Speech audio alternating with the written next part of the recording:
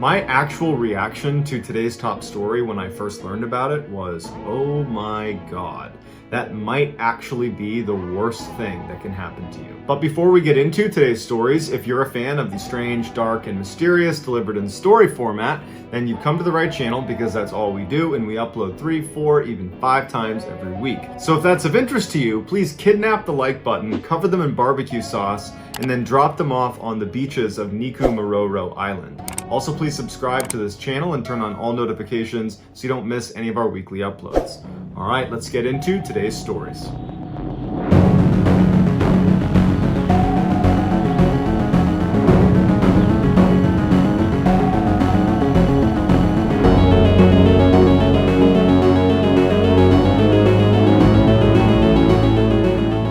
On the evening of February 28th, 2013, 37-year-old Jeff Bush was just getting home from his job as a laborer. He walked through the front door of his very modest single-story home in Seffner, Florida, which is just outside of Tampa, and he walked into the kitchen where his sister-in-law and his niece were, and he said hi to them, and he checked in on them. They both lived with Jeff, as did Jeff's brother, Jeremy. After a few minutes of small talk with them, he left the kitchen and went to his own bedroom, the same bedroom he had been sleeping in since he was a little kid. He had grown up in this house.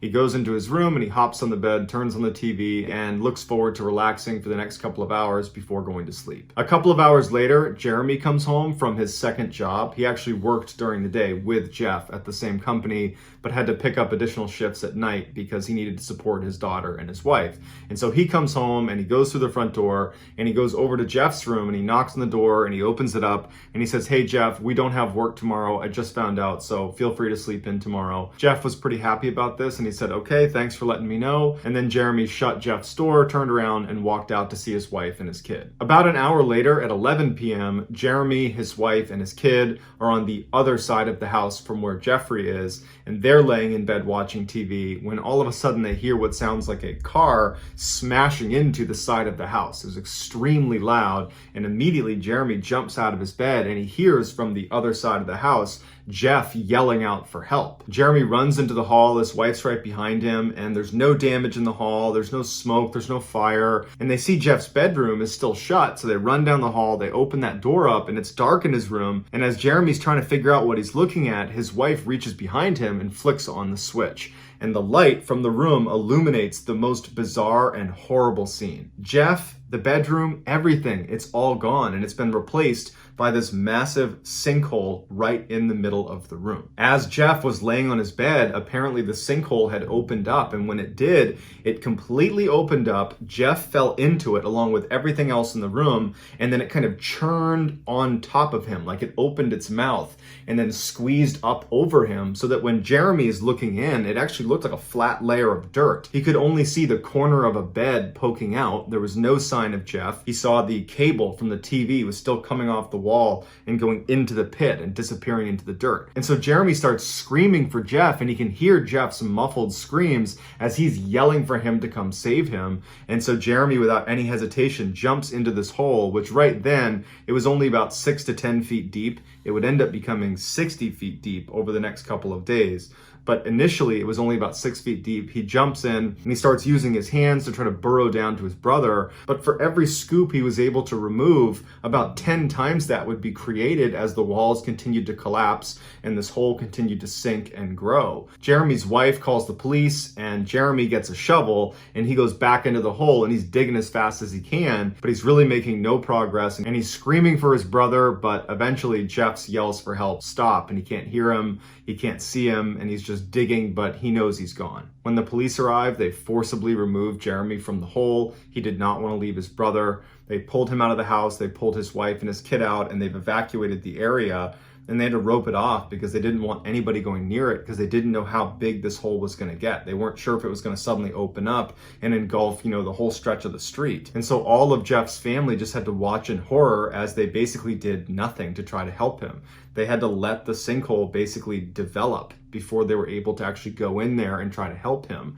And so if he had been alive, there was just no way they could have saved him. After several hours, they were able to go up close and feed in this microphone system that they put on top of the actual sinkhole that would apparently be able to pick up sound if Jeff was making any sound whatsoever, and it wasn't picking up any signs of life, and at this point they determined that he was deceased. But before they could get their audio recorder out of the hole opened up again, got even bigger, and swallowed the recorder into the hole. But despite getting bigger and wider and actually getting big tools in there to start trying to pull stuff out of it, they could never find Jeff's body. And so the decision was made to leave him wherever he is, somewhere in the sinkhole, and they filled it in with gravel, and then they knocked down the house as well as the 2 other neighboring houses. And so to this day, Jeffrey's body is still somewhere underground in that sinkhole.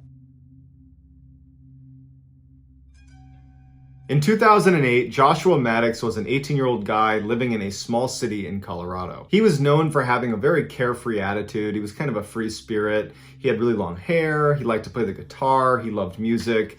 And he spent a lot of his time free writing. His parents were divorced, so Josh lived with his father, whose name was Mike, and his 2 sisters, who were named Kate and Ruth. On May 8th, he told his sister Kate that he was going for a walk as he left the house. Josh loved being out in nature and regularly went out walking around the woods by himself, so this was not out of the ordinary for him. But that night, when he didn't come back, that was out of the ordinary, and the family was pretty concerned. By the next day, when he hadn't shown up and they couldn't get in touch with him and they called around and no one knew where he was, they would go to the police and file a missing person report. So the police launched this massive search, but there's nothing really to go on besides what he told Kate before he left, which was, "I'm going for a walk." So there wasn't really a good starting point, and so they weren't getting anywhere. As days turned into weeks, turned into months, and no one's heard from him, no one knows what happened to him, hope was fading that they were going to find him alive. In fact, hope was fading that they were even going to find his body. 7 years after Josh went missing, a startling discovery was made. A builder named Chuck Murphy had this little tiny cabin he owned in the middle of the woods, about a mile away from where Josh's family home was in Colorado.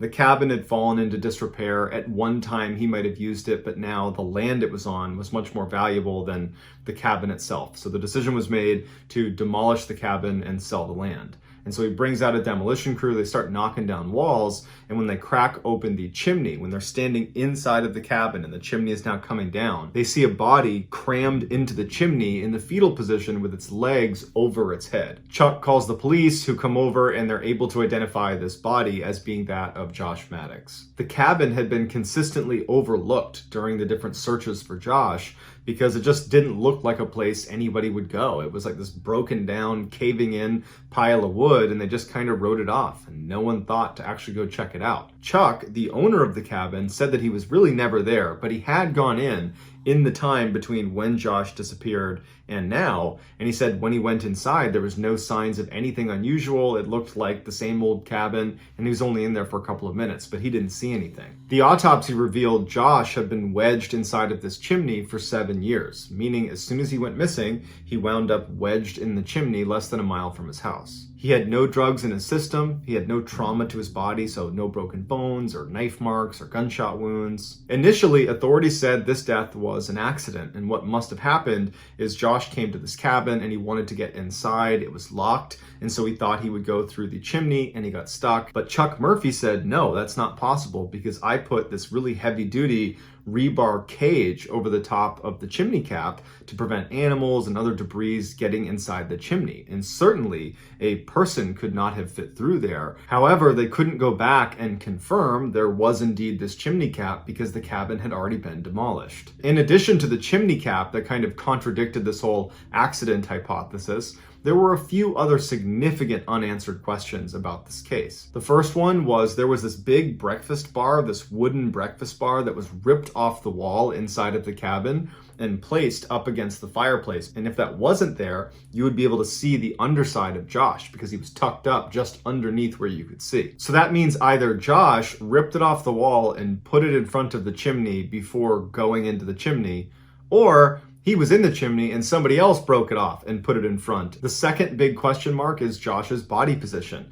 His legs were over his head, so his position indicates he would have had to go into the chimney head first. And so I don't know about you, but if you were going to go into a chimney, I would not be leaping head first. It just seems counterintuitive and unnecessarily risky. And the third question mark are Josh's clothes, or lack thereof. He was only wearing a shirt. He didn't have pants or underwear or anything else on, just a thermal shirt. And the clothes he didn't have on were neatly folded and stacked inside the cabin next to the fireplace. Meaning, for this to be an accident, he would have had to gain access to the cabin, take off most of his clothing, fold it up, put it next to the fireplace, rip off the breakfast bar, put it in front of the fireplace, go outside, climb onto the roof, rip off the rebar cage, and then only wearing a t-shirt, go head first down a chimney, and then get stuck and die. Very few people, including authorities, buy this is truly just an accident, but they're lacking evidence to suggest it's something else. And so to this day, it remains an accident.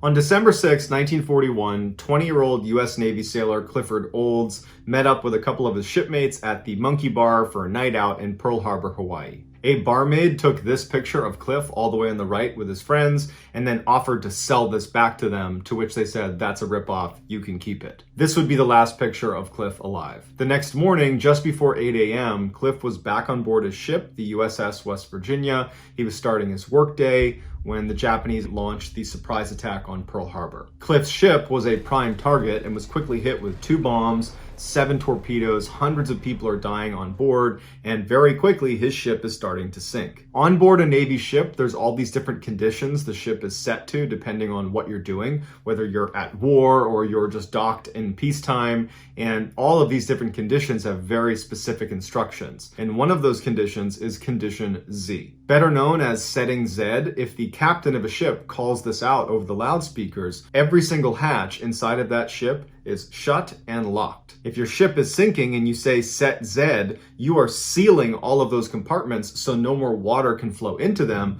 and you can maintain a little bit of buoyancy so you don't sink quite as fast. But if you set Z as your ship is sinking, especially if you're getting attacked and there's all these holes in your ship, there's a good chance when you seal those hatches, you're going to be sealing people inside of these rooms and they will not be able to get out again. So when that call comes out over the loudspeakers, set Z, everybody knows to get the heck out of their compartments so that they do not get trapped inside of one of those rooms. On Cliff's ship, set Z was called over the loudspeakers, and Cliff, along with Ron Endicott, who was 18, and Buddy Costin, who was 21, were at the bottom of the ship in the freshwater pump room, and when someone came by and shut and sealed their room, they did not see them in there. And so probably the 3 of them ran to the door and were banging on it and trying to get someone's attention. But in the chaos of the moment, that person on the other side of the door that could have opened it up again was now gone. Even though the set Z procedure did prevent water from going into certain cabins on the West Virginia, it still would sink to the bottom of the ocean along with 17 other ships. The next day, there was a whole bunch of Marines that were on the dock right next to where the wreckage of the West Virginia was underneath the water.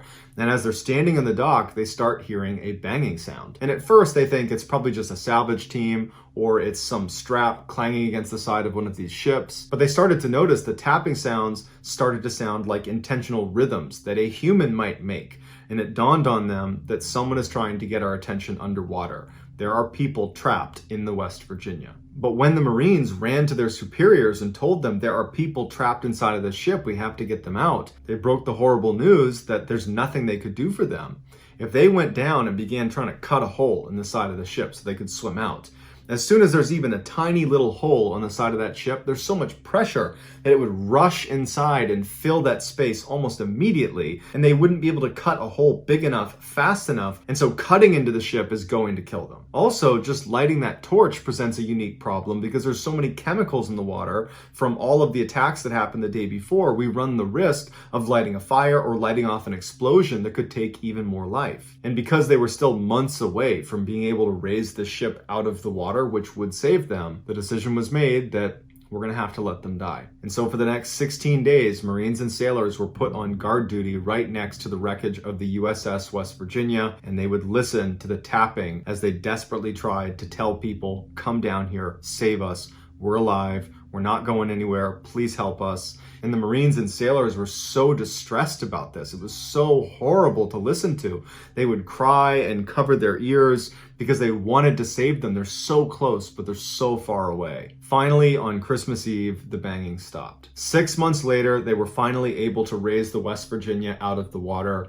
And as crews were going through all the different compartments and removing bodies, they got to the freshwater pump room where Cliff, Ron, and Buddy had been. They open it up and they find 3 bodies, and they realize right away the torture these poor guys had gone through. Inside this airtight section was this locker full of food rations. They're also in the freshwater pump room, and so they just opened up the tank and they had all the fresh water they needed. But what they didn't have enough of was air. And so for 16 days, sitting in the dark at the bottom of the ocean, knowing they're not going to get out of here, they slowly suffocated. And we know they were alive for those 16 days because they had a calendar where they were marking off each of the days they were down there in red pen. This story was so distressing, the Navy decided not to share the information about what happened to those 3 to their families. It wasn't until years later the truth came out, but even today, on memorials and monuments commemorating what happened at Pearl Harbor, they are listed, Cliff, Buddy, and Ron are listed as killed in action on December 7th. So that's gonna do it, guys. Let me know in the comments what you thought of these 3 stories, and I will pin the best comment at the top of the comment section. If you enjoyed today's video and you haven't done this already, please kidnap the like button, cover them in barbecue sauce, and then drop them off on Niku Mororo Island. Also, please subscribe to our channel and turn on all notifications so you don't miss any of our weekly uploads. If you wanna get in touch with me, you can direct message me on Instagram or on Twitter. My username for both platforms is the same. It's just JohnBallen416. I also have a ton of content over on TikTok where my username is MrBallen. If you have a story suggestion, please submit it to our subreddit just called MrBallen. It's linked in the description below. So whether I see you on Instagram, Twitter, TikTok, Reddit, YouTube, or some combination, just know that I really appreciate your support. And until next time, that's gonna do it. See ya.